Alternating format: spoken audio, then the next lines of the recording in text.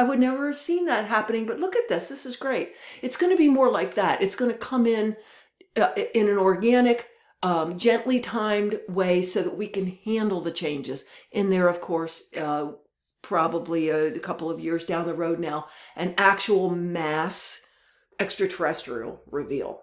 Although many of us will be experiencing personal contact as and how we are ready.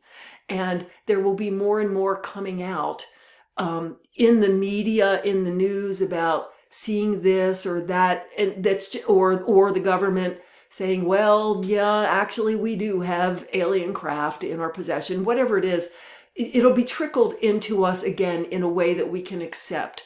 And so this is a good time then to talk about the drones and the fog. And then we'll come back to the world with Zelensky and Trump and what's going on sort of politically, geopolitically. The drones were, and I guess they're still going on. If they are, we're not hearing about it as much in the news. On an energetic level, they were very much there to get us used to the idea of things not being normal. We're not all used to things just flying around our skies and no one knows what they are. But what it did is it opened up in our own psychology the openness to things being different, moving forward, to things being in the sky that we don't necessarily know what they are at all. It's just that being prepared for it is not life as usual anymore. Paul Salig's guides put it beautifully, and this was almost a year ago now that they said this in one of their lectures. They said, your ship has turned upside down, and you're still sitting at your table wanting someone to serve you your tea. It's like, no, our world looks and feels topsy-turvy because it is. Everything is changing. Everything that does not fit going forward is being shown to us in the light, so that we can make choices about what we do want to experience and vibrate with moving forward. So the drones were preparing us really for ET, just to say it plainly. What were they literally? They were a combination. They were, I'm just getting that there were some private individuals or organizations flying them that have the wherewithal to fly drones that are quite expensive, as big as cars. But most of them were government contract drones. Some of it might have been testing out new technology, but I'm getting that they were mostly government contract drones. And yes, some of them were probably looking for that lost nuclear material that we heard about. There's something else that you didn't really hear in the mainstream media that I want to bring up. There's a really excellent remote viewer, John Vivanco, and he appears, I can't remember which station which channel he appears on, but in any case, he was in a discussion with this gentleman that has this sort of mysteries and unexplained kind of channel. But anyway, John Vivanco teaches remote viewing. He's excellent. He has a whole team as well as his students, and he had everybody, not knowing what they were looking at, but he had everybody look at the situation. And he said that there is a communications network that is not ours. It's alien, it's extraterrestrial, based on the planet, in the planet.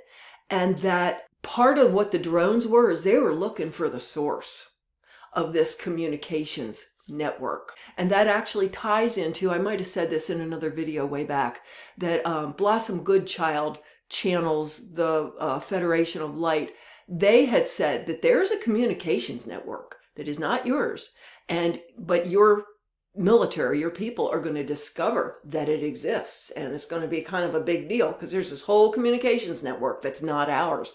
Well, John Vivanco's remote viewers saw that. So what I'm saying is the drones were also looking for the source of this communications network. Within that also, some ETs, specifically Pleiadians, were actually working with certain elements of our own government. And I had asked, did they know it? They said the Navy. They said they were working with the Navy in that drone event. And yes, there are elements of the Navy that knew they were working with Pleiadians with these drones. Just saying. then some of them actually were straight out, flat out ET presences, whether it was the plasma balls or some things that they didn't look right. They didn't look like any drone we would build, and they didn't have the normal FFA nav lights, the green and red nav lights in the right place, but they were sort of disguised to look like FFA nav lights a little bit.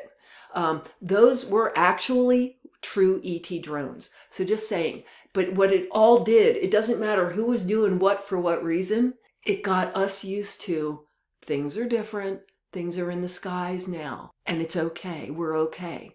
So broadening our perspective, expanding what's normal for us. The fog, I'll go ahead and address that right now. For a while there, you were hearing about weird fogs all over the place. And some of them looked like a real naturally created fog, and some were. Others were very particulate. It almost looked like a fog of snow, but it wasn't snow.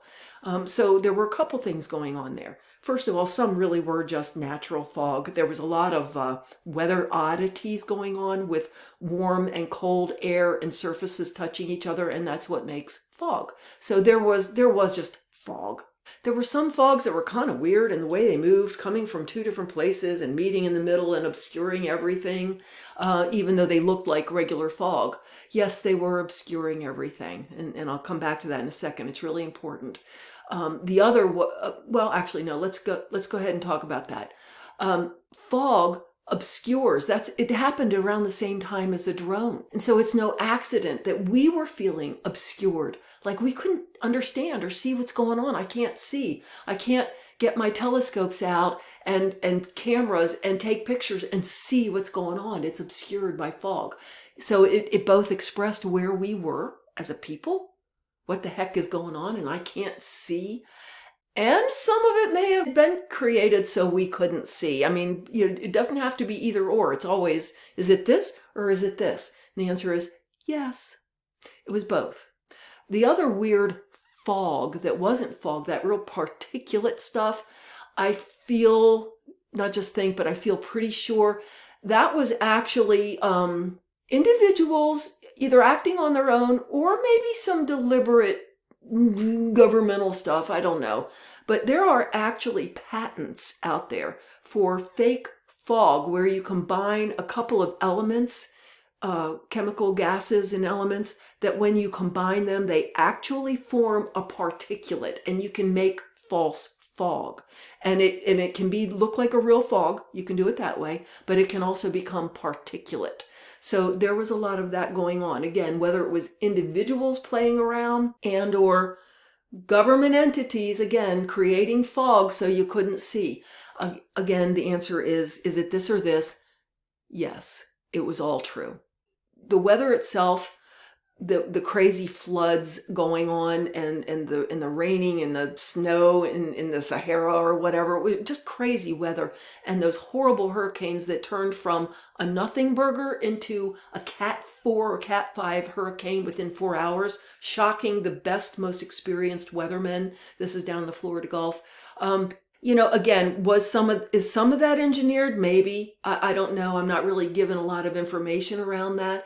But I will remind you that weather is very much tied to our human emotions. And we were